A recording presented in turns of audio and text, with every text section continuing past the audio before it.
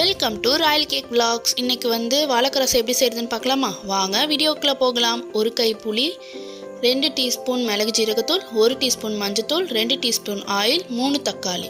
இப்போ புளியை நம்ம கரைச்சி வச்சுட்டு ஒரு கிண்ணத்தில் வடிகட்டி புளி எடுத்துக்கணும். அதோட தக்காளியையும் சேர்த்துக்கணும்.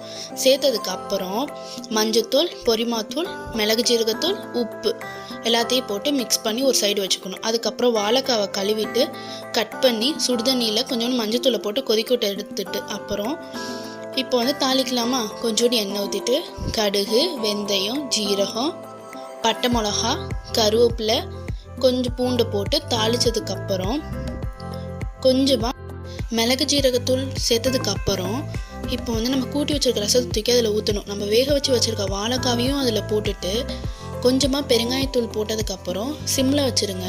அதில் நுரக்கூட்டி வரும்போது நம்ம மல்லித்தலையை போட்டு இறக்கிடணும்.